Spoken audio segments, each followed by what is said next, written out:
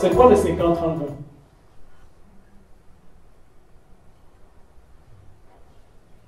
Oui. Je crois que, je ne sais pas, mais je crois peut-être 50% tes besoins vitaux peuvent faire maximum 50% de ton salaire, peut-être 30% d'aide à la famille ou de plaisir et 20% d'investissement, je crois. Oui, ça va dans ce sens-là. Autre chose?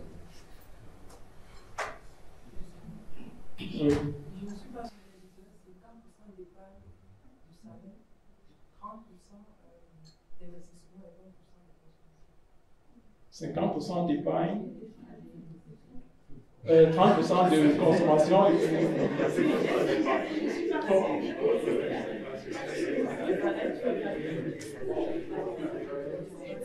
oui. Moi, je dirais 50% de dépenses, donc ce sont la maison que je paye, ma voiture, ainsi de suite.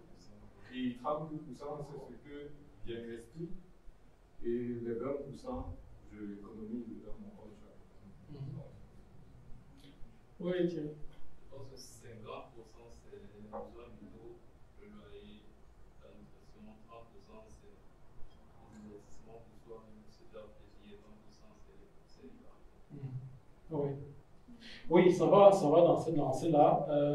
50-30-20, c'est une loi qui a été, ou alors une méthode qui a été découverte depuis un peu plus de 25 ans par une chercheuse américaine de l'université d'Harvard, qui cherchait la méthode opportune pour pouvoir mieux gérer son argent. Donc, et elle en est arrivée à ceci qu'on peut appliquer une simple formule qui a fait ses preuves, qui est le 50-30-20. Qui dit donc que 50% doivent être, n'est-ce pas, consacrés à tout ce qui est charge fixe.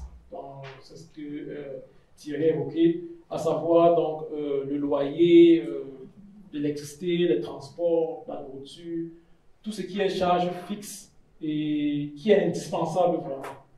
Donc ici, les assurances, ici c'est des assurances bien définies. Il ne s'agit pas de tout ce qui est assurance, tout ce que vous allez signer. Non, il s'agit des assurances qui sont vraiment indispensables, dont vous avez fortement besoin. Donc, 50%, c'est pour vos dépenses fixes, tout ce qui est indispensable.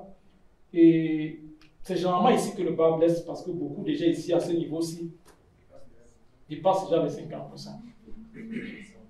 Donc, beaucoup de personnes, et il y en a même certains, qui dépensent presque la moitié de leurs revenus dans la location ou alors dans le paiement du crédit qu'ils ont pris pour l'immobilier.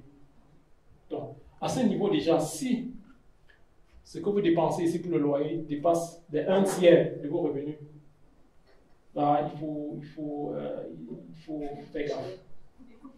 Donc, vous devez toujours vous assurer ici, là, naturellement, il y a d'autres facteurs qui entrent en jeu, que vous ne dépensez pas pour le loyer ou alors l'immobilier dans lequel vous vivez plus de 1/3 de vos revenus. Ça, c'est important.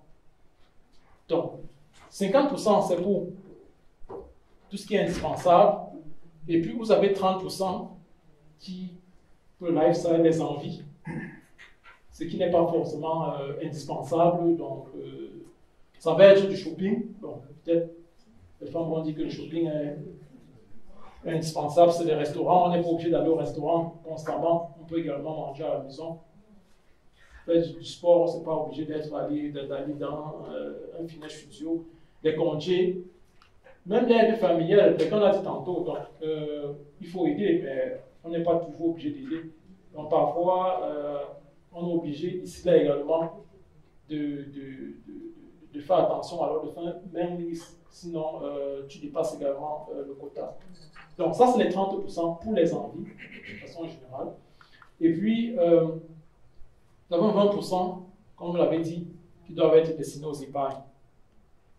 Ça peut être utilisé pour rembourser d'abord un crédit, parce que si vous avez des crédits de consommation et bien d'autres, il est conseillé d'abord de les rembourser et donc de commencer à épargner un peu plus efficacement. Et puis vous avez les tontines. Donc certains le font. C'est intéressant dans certains cas, dans d'autres cas, on peut dire qu'on peut s'emparer.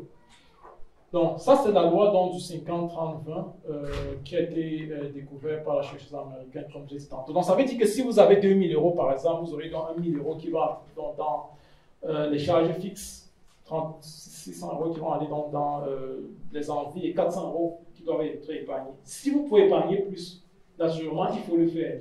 Il faut le faire si vous pouvez épargner plus. Donc, ça, c'est important. Maintenant, lorsque vous avez épargné les 20%, vous avez 20% que vous avez épargné. Le problème, généralement, ici, là, c'est que vous le mettez peut-être dans un compte. Et ce qui se passe très souvent, c'est que 1 mois après, 2 mois après, vous avez peut-être la moitié qui a encore disparu. Parce que quelque part également, il n'y a pas une stratégie, il n'y a pas un concept qui vous permet, n'est-ce pas, d'épargner de façon encore plus efficace et que ça reste dans le compte. Beaucoup ont parlé du fait qu'ils épargnent. Mais comment est-ce que vous épargnez? Est-ce que vous mettez ça tout simplement dans un compte? Vous virez tout simplement dans le compte et puis ça reste là. Comment ça se passe? Ça reste toujours dans ton compte.